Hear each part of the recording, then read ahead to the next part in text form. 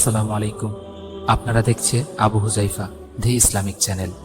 অনুগ্রহ করে লাইক করুন, শেয়ার করুন এবং চ্যানেলটি সাবস্ক্রাইব। রমজান মাসের রোজা নিয়ে খুব গুরুত্বপূর্ণ একটা হাদিস আছে, যেটা আমাদের অনেকেরই শোনা।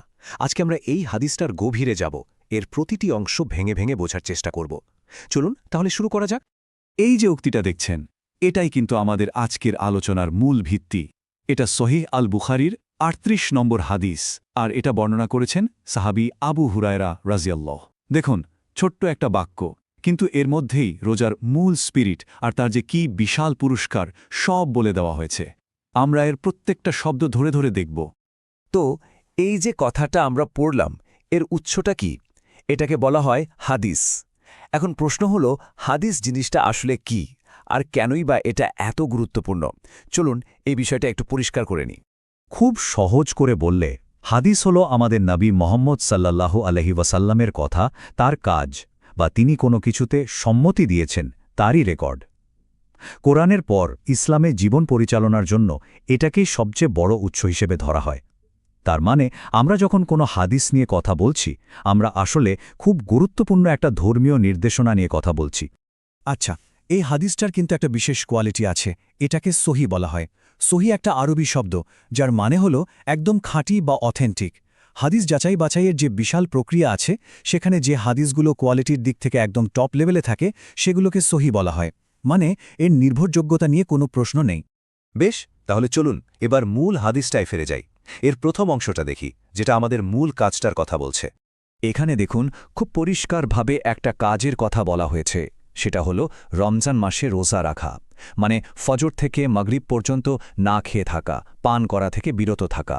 এটা তো হলো একটা শারীরিক ইবাদত, কিন্তু হাদিসটা এখানেই থেমে যায়নি। আসল কথাটা আসছে এরপরে। শুধু এই শারীরিক কাজটাই কিন্তু যথেষ্ট না।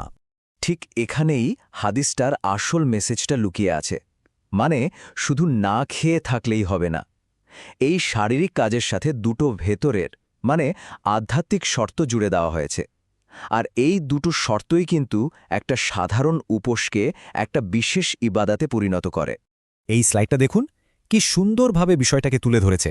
প্রথম শর্তটা হলো ঈমান, মানে রোজাটা রাখতে হবে আল্লাহর উপর গভীর বিশ্বাস থেকে। এটা কোনো সামাজিক রীতি বা লোক দেখানোর বিষয় না। আর দ্বিতীয় শর্তটা হলো ইহতেসাব। এর মানে হলো এই রোজার প্রতিদান আমি শুধু একমাত্র আল্লাহর কাছ থেকেই আশা করি। এই দুটো জিনিস যদি না থাকে, তাহলে রোজাটা কিন্তু শুধুই একটা উপোস হয়ে থেকে যাবে। এখন কথা হলো, যখন একজন মানুষ এই শারীরিক আর আধ্যাত্মিক শর্তগুলো মিলিয়ে রোজাটা রাখছে, তখন তার জন্য কি অপেক্ষা করছে? এখানে একটা অসাধারণ প্রমিসের কথা বলা হয়েছে।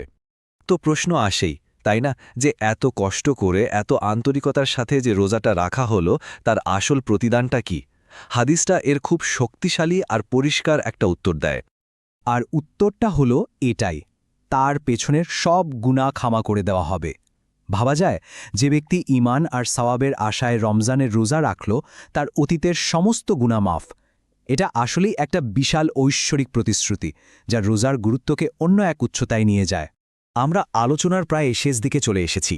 চলুন শেষ করার আগে এই হাদিসটার সোর্স আর এর বিশ্বাসযোগ্যতার ব্যাপারগুলো আরেকবার ঝালিয়ে নিই, তাহলে এর গুরুত্বটা আরও ভালোভাবে বোঝা যাবে। এই টেবিলটা পুরো ব্যাপারটাকে এক জায়গায় নিয়ে এসেছে।